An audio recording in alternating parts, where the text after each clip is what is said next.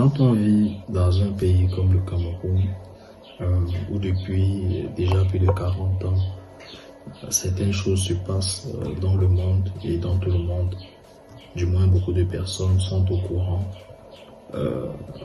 on a parfois envie, par frustration ou par envie de voir les choses s'améliorer, de dire que ce sont les autorités qui sont responsables, c'est le président qui est responsable, c'est les ministres qui sont responsables. Effectivement, en tant que leader, ils ont leur part de responsabilité dans le chaos, dans l'anarchie, dans ce cafouillage qu'on peut voir et qui est à l'image de notre pays. Mais quelque part aussi, chacun de nous a des responsabilités individuelles qu'il faut assumer. Regardez vous-même un peu à quoi ressemble la jeunesse d'un pays qui se veut émergent. Regardez. On t'a baisé le Jacques, la glaire, la sauce, jusqu'à tu demandes le bangala, tu dis que bébé met dedans. Je suis à fa... Si tu n'aimes pas baiser, moi j'aime baiser. Si tu n'aimes pas qu'on te baise, moi j'aime quand on me baise bien. J'aime quand un gars me baise bien, il descend en bas, il lèche bien ma chatte. C'est compliqué. C'est compliqué. Ce qui est dérangeant et ce qui fait mal, c'est que tout ceci est fait à dessein, c'est programmé. Parce que les gens qui ont créé ces choses, en réalité, dans leur pays, ils diffusent des programmes différents. La Chine vient d'installer des ordinateurs équipés d'IA directement dans les classes. Objectif, habituer les enfants dès le plus jeune âge à utiliser l'intelligence artificielle. Ils diffusent des programmes instructifs, comment construire des calculatrices, comment fabriquer des vélos, comment construire des voitures, comment souder de la ferraille, comment... En fait, la même application est utilisée différemment dans d'autres pays où instruit massivement la jeunesse. Et quand elle arrive chez nous, comme nous sommes des grands danseurs, nous sommes des grands buveurs, nous sommes des grands mangeurs, et ce n'est pas une mauvaise chose, nous avons pris cette application pour tout tourner les fesses. Écoutez ça. Les bordels, dans mes commentaires, allez, venez commenter tout bas. Dans mes commentaires, allez, venez commenter tout bas. On y va.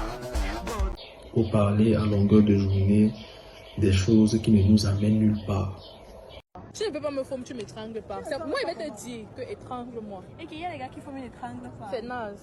Tu me formes, tu m'étrangles pas. Tu ne tires pas mes cheveux, tu me donnes pas la... Et c'est pour ça que notre pays ressemble aussi à ce à quoi il ressemble. Parce que même en matière de revendication, il faut bien sûr des leaders pour pouvoir faire des revendications. Mais si tout le monde est abruti, qui va revendiquer une bonne qualité de route, qui va revendiquer une bonne qualité d'électricité, qui va revendiquer une hygiène environnementale saine et favorable au développement et à la croissance des populations, qui va revendiquer la qualité des services hospitaliers. En réalité, nous sommes perdus. Ce qui fait mal, c'est que dernièrement, j'ai participé à un événement qui s'appelle Rise Africa, organisé par Philippe Simon. C'était le 16 mai 2026 au Palais des Sports, au Palais polyvalent des Sports de Yaoundé. La conclusion, on regarde le fait.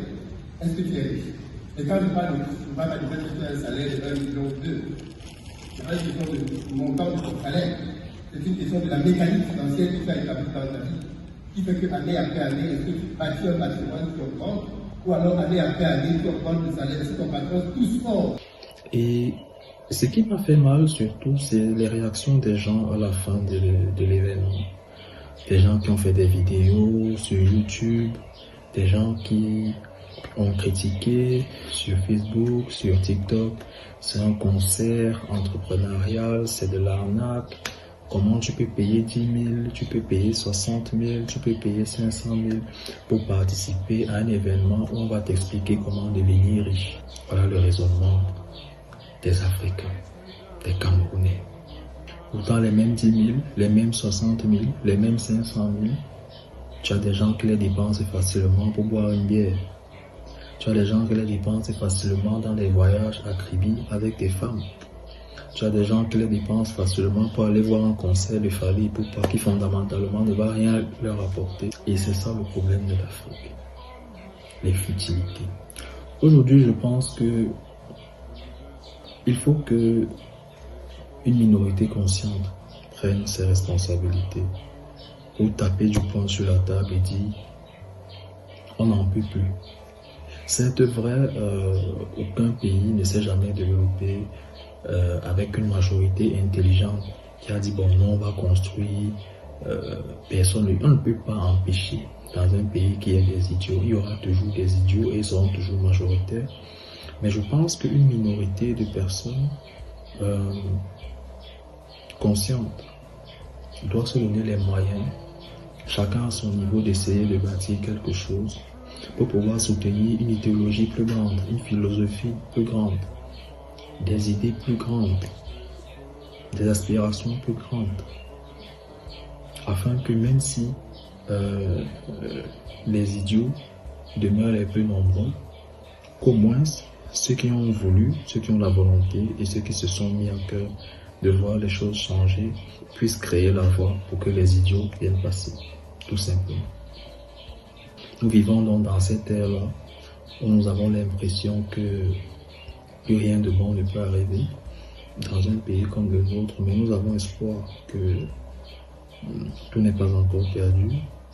Il y a une nouvelle ère qui est en train de se préparer pour notre nation. Il y a des jeunes vaillants dans la diaspora et même sur le continent qui sont prêts à relever certains défis et à faire passer l'Afrique à un autre niveau tout en conservant nos valeurs culturelles.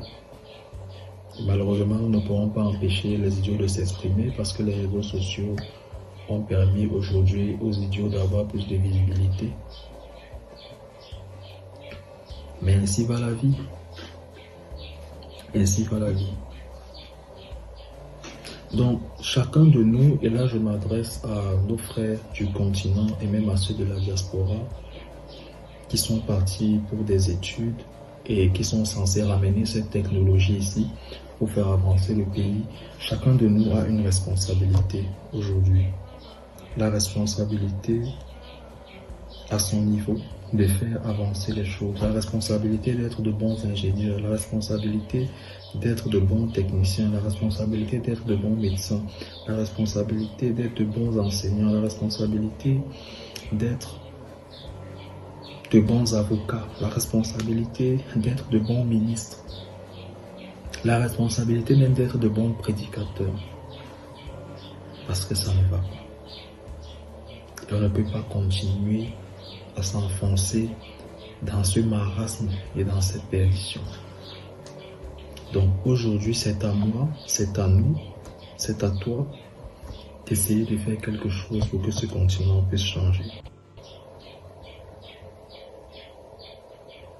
Je suis Monsieur Lionel, assistant virtuel et créateur de contenu assisté à l'intelligence artificielle. J'ai été ravi de passer ce moment avec vous et je vous dis à bientôt pour les prochaines vidéos. Pour ceux qui sont nouveaux, n'oubliez pas de vous abonner et de cliquer sur la cloche de notification pour être informé des nouvelles vidéos. Ciao.